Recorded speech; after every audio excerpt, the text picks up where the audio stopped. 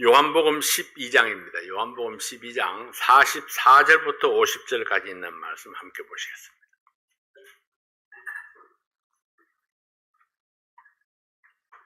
요한복음 12장 44절입니다.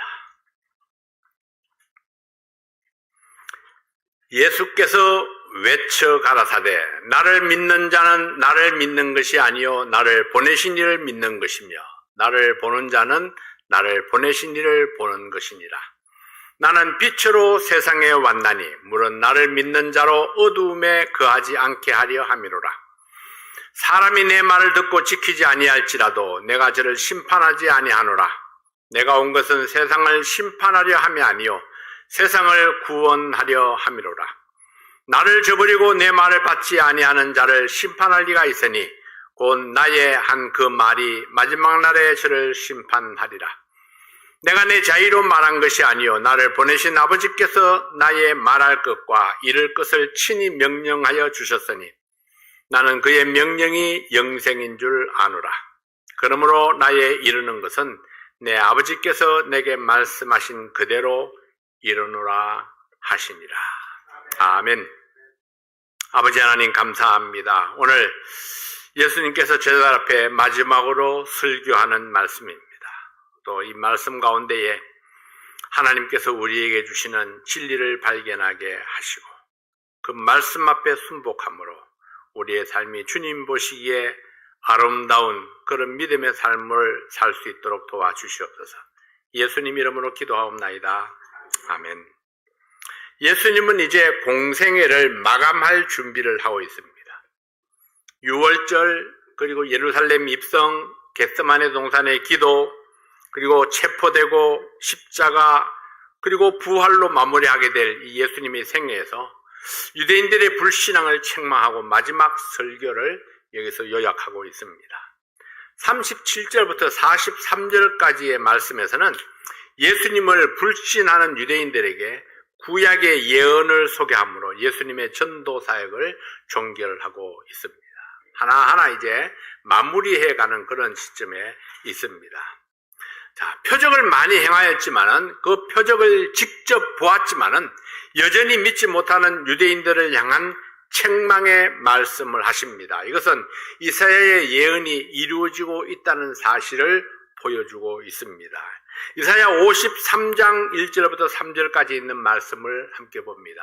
이사야 53장 1절부터 3절까지 있는 말씀입니다.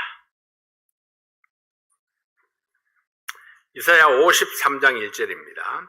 우리의 전한 것을 누가 믿었느냐? 여호와의 팔이 네게 나타났느냐? 그는 주 앞에서 자라나기를 연한 순 같고 마른 땅에서 나온 줄기 같아서 고운 모양도 없고 풍채도 없은즉 우리의 보기에 흠모할 만한 아름다운 것이 없도다. 그는 멸시를 받아서 사람에게 실어 버림받았으며 간고를 많이 겪었으며 질고를 아는 자라. 마치 사람들에게 얼굴을 가리우고 보지 않음을 받는 자 같아서 멸시를 당하였고 우리도 그를 귀히 여기지 아니하였도다. 자, 우리의 전한 것을 누가 믿었느냐? 이사야가 예언했던 대로 예수님의 전도를 믿지 아니했고 하나님의 능력으로 표적이 나타났지만은 그래도 믿지 아니했습니다. 듣고 보아도 믿지 아니할 것이라고 예언했던 이사야의 그 예언처럼 이제 예수님의 그 진리의 말씀을 전했지만은 듣고 보고도 사람들이 믿지 아니했다는 것입니다. 이사야는 그 이유를 유대인들이 예수님의 외모만 보고 판단하고 예수님을 마음으로부터 버리게 될 것이라고 예언을 했던 것입니다. 그래서 예수님이 실제적으로 이렇게 볼품없이 생겼는지는 잘 모릅니다. 우리는 늘 예수님 나타나면은 미남이잖아요? 멋있잖아요? 예, 영화나 그림이나 뭐 어디에도 봐도 예수님이 정말 멋있습니다. 그리고 잘생겼습니다. 그런데 성경에는 보면은 아름다운 모양도 없고 풍채도 없다. 예, 이렇게 말씀하고 있죠. 두 번째 이사야는 자신이 하나님의 소명을 받을 때 들었던 메시지를 소개하고 있습니다. 하나님의 소명을 받을 때 들었던 메시지. 이사야 6장 8절부터 12절까지 있는 말씀입니다.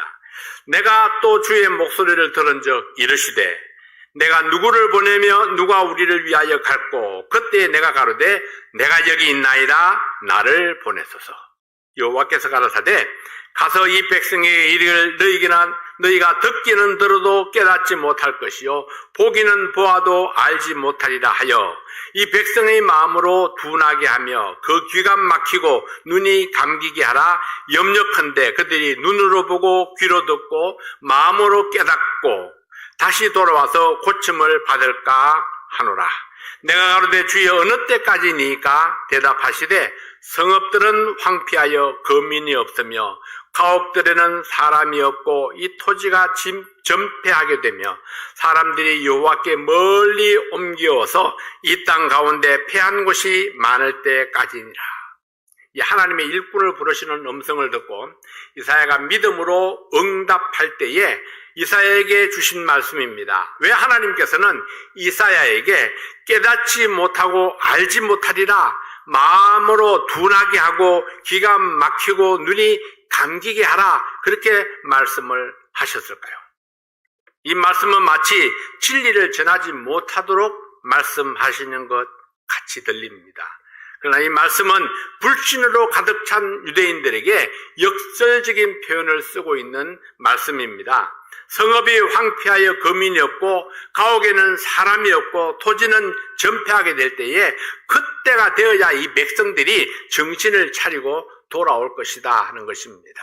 실제적으로 이스라엘 백성들이 멸망할 때에 이스라엘과 유다가 그 멸망할 때에 그때 백성들이 그랬습니다. 나라 위에서부터 아래까지 심지어 제사장들까지 다 타락해서 하나님의 음성을 들을 자가 없었습니다.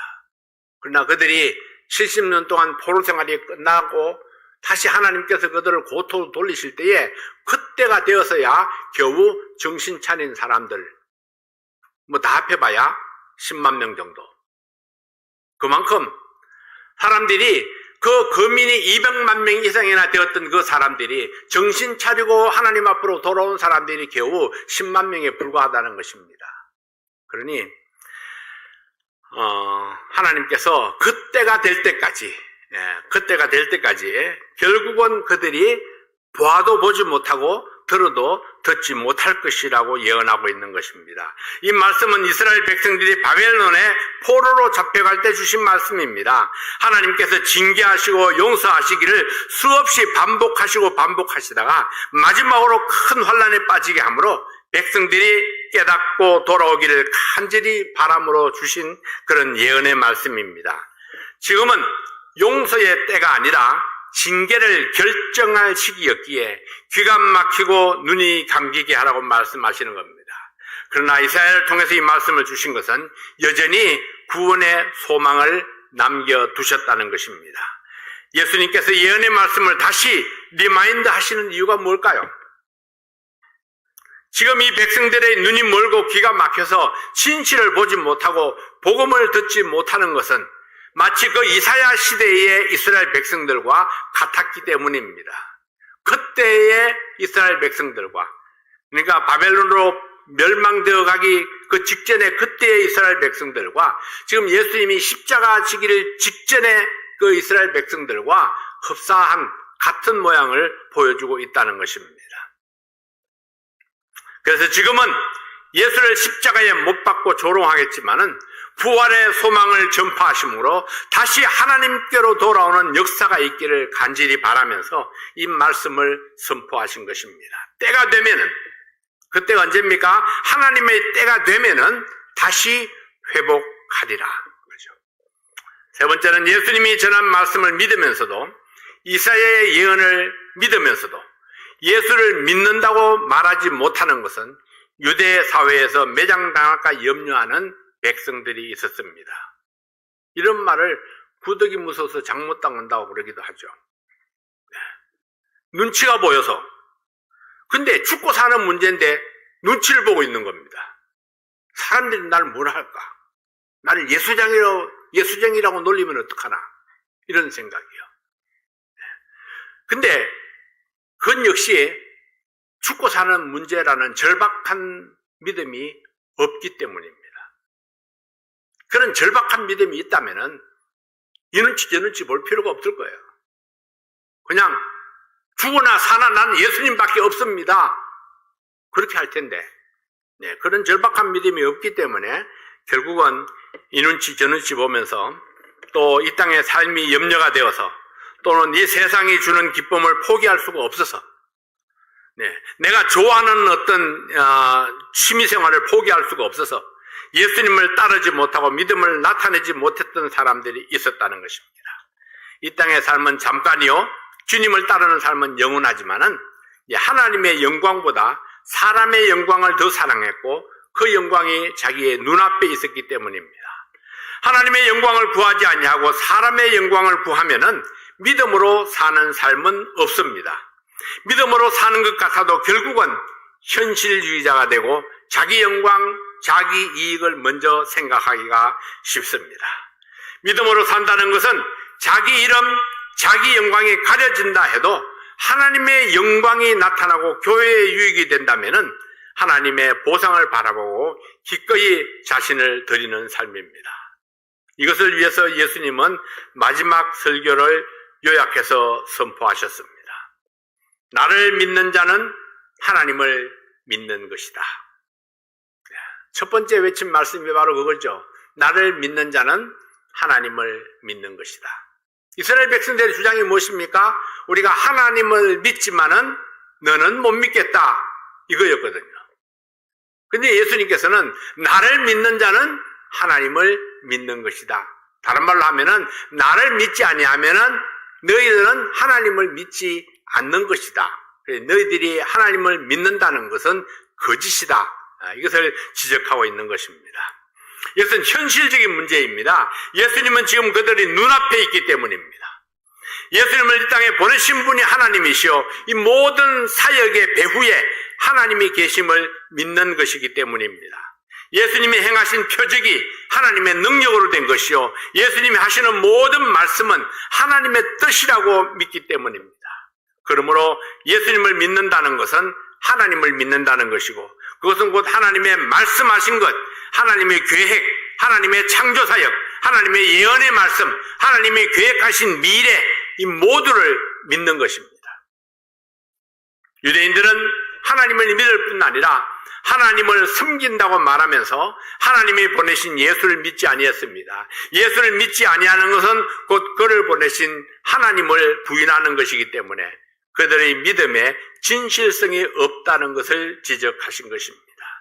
예수님을 믿지 아니하고는 하나님을 믿는다 할 수 없고, 예수님을 따르지 아니하면서 하나님을 섬긴다고 말할 수 없습니다.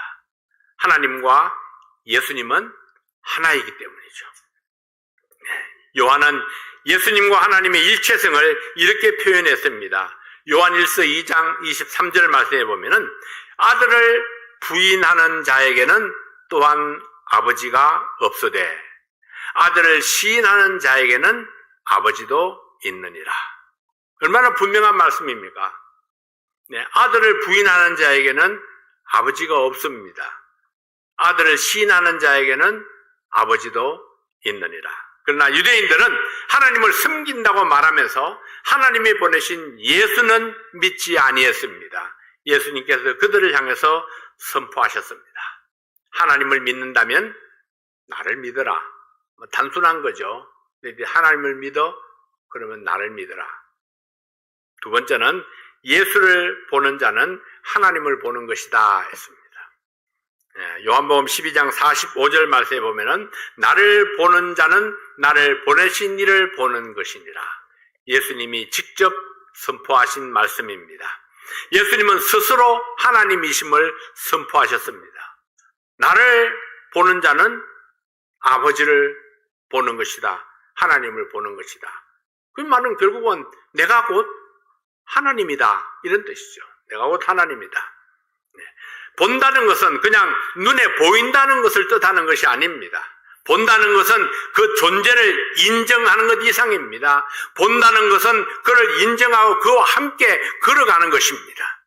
예수를 본다는 것은 예수님의 실체를 인정하는 것이고 예수님을 보내신 하나님과 일치시키는 것입니다. 그래서 빌립보서 2장 6절 말씀에 보면은 그는 근본 하나님의 본체시나 하나님과 동등됨을 취할 것으로 여기지 아니하시고, 예수님이 인간의 모습으로 이 땅에 오셨지만은 예수님은 근본이 하나님이셨습니다. 누구도 하나님을 본 사람은 없습니다. 죄인된 인간이 거룩한 하나님을 보게 되면은 죽음을 면할 수 없기 때문입니다. 그래서 하나님은 인간의 모습, 곧 예수의 모습을 가지고 이 땅에 자신을 나타내셨습니다. 예수님은 하나님만이 하실 수 있는 기적을 나타내셨고 하나님만이 하실 수 있는 생명의 말씀을 선포하셨습니다. 그러므로 예수님을 본 자는 하나님을 섬기듯이 공경하고 섬겨야 하는 것입니다. 눈에 보이는 예수님을 섬기지 아니하고 보이지 아니하는 하나님을 섬긴다 말할 수 없습니다. 세 번째로는 예수님은 빛으로 오셨다 말씀합니다. 12장 46절 말씀이죠. 요한복음 12장 46절 말씀에 나는 빛으로 세상에 왔나니 무릇 나를 믿는 자는 어둠에 거하지 않게 하려 함이로라. 빛으로 세상에 왔다. 요한복음 1장에서도 강조하고 강조했던 말씀이죠. 빛은 어두움을 몰아냅니다. 빛은 생명을 얻게 합니다. 빛은 생명을 자라게 합니다. 예수님이 빛으로 오신 목적은 어둠 속에 갇혀있는 사람들에게 자유를 주기 위함입니다. 사람들이 어두움을 벗어나기를 원했습니다. 그러므로 예수님을 만난 사람은 당연히 어두움을 벗어나야 하고 밝음 가운데 살아야 합니다. 그러나 예수님을 만나고 난 후에도 여전히 어두움에 거했던 생활을 청산해야 함에도 불구하고 이전에 그 어둠에 거했던 생활을 청산해야 함에도 불구하고 쉽지 않습니다. 어둠에 익숙한 사람이 빛 가운데로 나오는 것이 쉽지 않다는 것입니다. 어둠에 묻혀 살았던 삶의 습관이 이미 굳어져 있기 때문입니다. 그래서 우리는 하나씩 그늘을 걷어내고 밝음으로 바뀌어야 합니다. 빛은 생명을 얻게 합니다. 요한복음 12장 47절 말씀에 사람이 내 말을 듣고 지키지 아니할지라도 내가 저를 심판하지 아니하노라. 내가 온 것은 세상을 심판하려 함이 아니요 세상을 구원하려 함이로라. 왜 이런 말씀을 하셨을까요? 유대인들이 예수님을 지금 굉장히 이렇게 거역하고 압박하고 있잖아요. 그러면은 사람들이 아마 이런 궁금증이 있었을 거예요. 만약에 예수님이 하나님이라면은, 그러면 저렇게 그 하나님을 대적하고 거역하는데, 저 그냥 한 방을 날리면은 그냥 딱 끝나버릴 텐데. 근데 예수님은 그렇게 말씀하시죠. 나는 심판하러 온 것이 아니고 구원하려고 왔다. 지금 나를 핍박하는 사람이, 거역하는 사람이 있다 할지라도, 내 말을 지키지 않는 사람이 있다 할지라도 나는 저를 심판하지 않는다.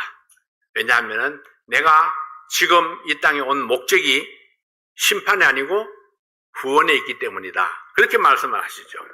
수많은 사람들이 예수님을 거역하고 모독하고 잡아서 죽이려 하지만은 예수님은 그들을 심판하지 아니했습니다.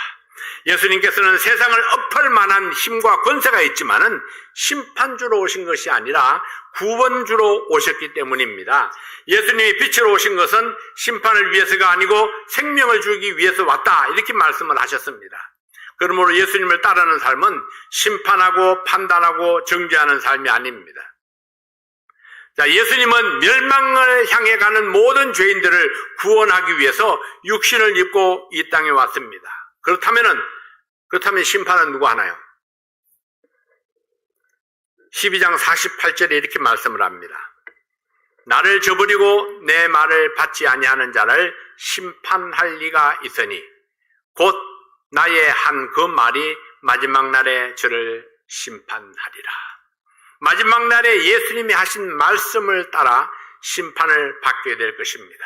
이 심판의 기준은 예수님의 말씀이라는 것입니다. 말씀을 믿고 받은 자는 구원을 받을 것이고 말씀을 불신하고 거역한 자들은 심판을 받게 될 것입니다.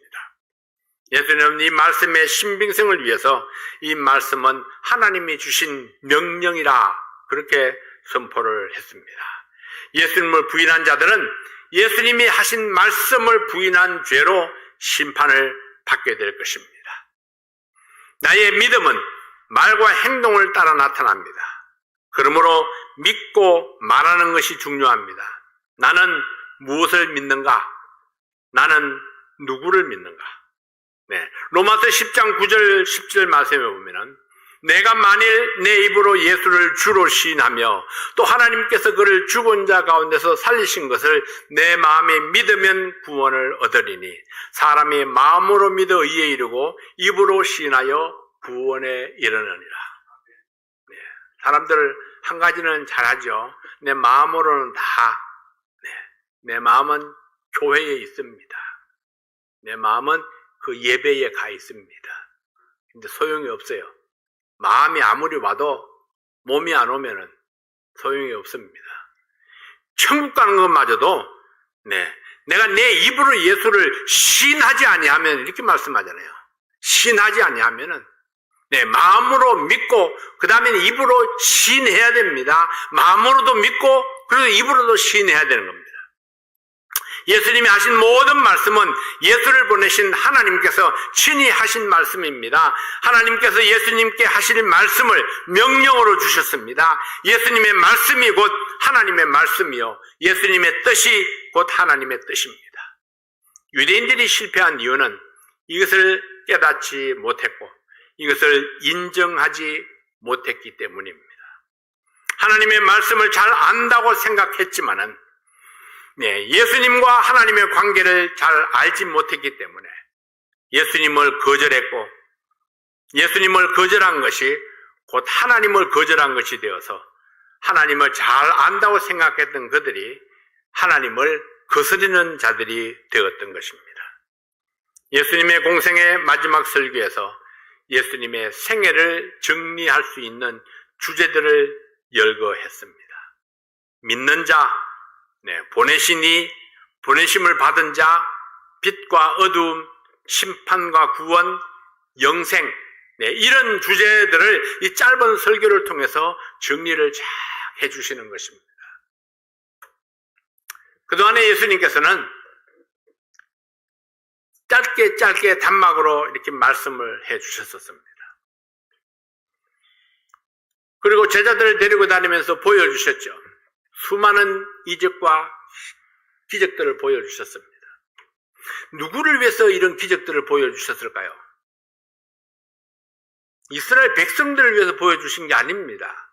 이런 기적들을 보여주신 것은 예수님을 따라다니는 제자들을 위해서 보여주신 것입니다.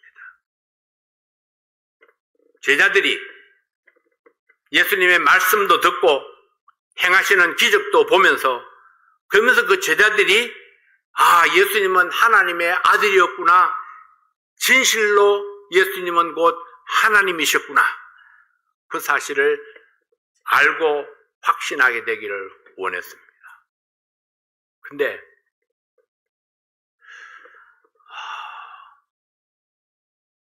우리만큼 제자들도 좀 둔했던 것 같아요. 그렇게 말씀하시고 보여주시고 직접 데리고 다니면서 그렇게 보여주신데도 불구하고 십자가를 지시기까지 확신이 없습니다. 무덤 속에 장사 지내고 나서도 확신이 없었습니다. 예수님이 부활하셨다 하니까 사람들이 제자들도 믿지를 못했습니다. 무슨 말이냐? 예수님이 그들 가운데 탁 나타나가지고 못자국과 손자국을 보여주니까 그때서 아하, 그게 사람입니다. 잘 믿지 못하고 의심에 둘러싸여 있는 사람. 왜요? 어두움에 너무나 익숙해 있기 때문에, 불신에 너무나 익숙해져 있어서, 너무나 습관화되어 있어서. 그래서 우리가 이전에 쌓여있던 그 불신의 벽을 뛰어넘지 깨고 나오지 못하면은 내가 믿음으로 주님 앞에 선다는 것이 얼마나 어렵고 힘든 일인지 모릅니다. 그래서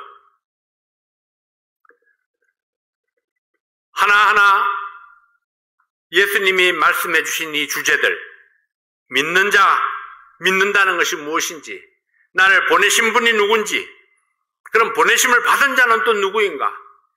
네, 빛과 어두움은 또 무엇인가? 심판과 구원과 영생, 이런 주제들에 대해서 우리가 깊이 있게 묵상해 보아야 됩니다. 근데 그걸 뭐라고 그러죠? 넌센스 문제라고 그러나요? 넌센스 문제를 잘 맞추지 못하는 사람들이 어떤 사람들일까요? 좀 심각하게 생각하는 사람들이라고 볼 수 있습니다. 너무 깊게 생각하면은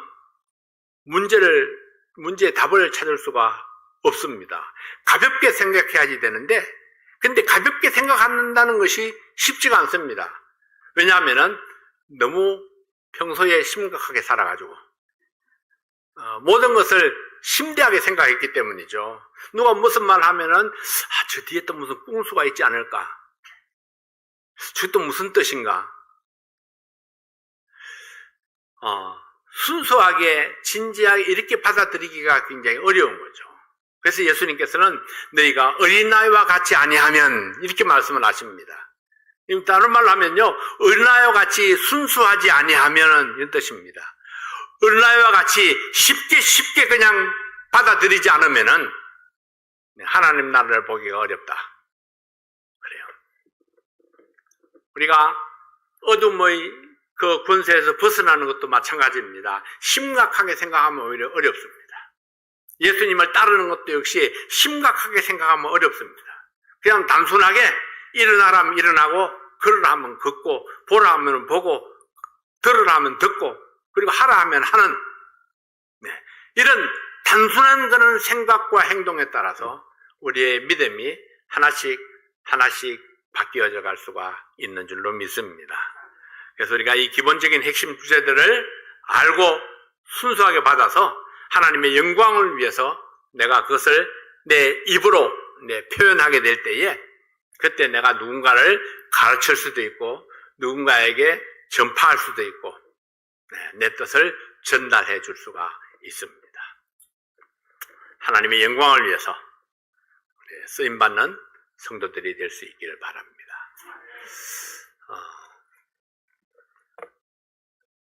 하나님, 예수님께서 우리에게 주신 그 메시지들을 생각하면서 여러분들이 하나님의 말씀을, 이 메시지를 들을 때마다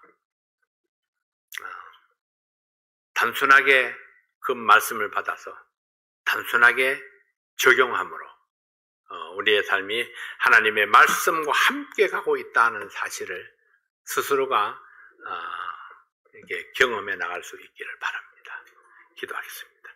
아버지 하나님, 감사합니다. 오늘도 주께서 우리와 함께 하심으로 우리 주님께서 전하신 그 복음의 말씀, 진리의 말씀을 저희들이 잘 이해하고 깨닫고 또 주님 뜻을 온전히 따라가는 저희들 될 수 있도록 도와주시옵소서. 아버지 하나님, 빛으로 오신 예수님, 아들로 오신 예수님, 이 복음을 온전히 이루기 위해서 마지막 길을 가시는 그 예수님, 그 예수님의 가르침을 따라서 저희들도 주님의 그 말씀 쫓아가는 그런 우리의 삶이 될 수 있도록 도와주시옵소서. 진리를 따르되 단순하게 순수하게 따라가는 저희들 되게 도와주십시오. 아버지 하나님, 오늘 우리 사랑하는 성도들 건강을 축복해 주시고 생업을 축복해 주시옵소서. 또 육신의 연약함 때문에 어려움을 겪고 있는 분들 하나님께서 치유의 손길을 허락해 주시고 또 건강을 온전히 회복할 수 있도록 도와주시옵소서. 오늘도 우리에게 주신 귀한 시간 감사합니다. 예수님 이름으로 기도하옵나이다. 아멘.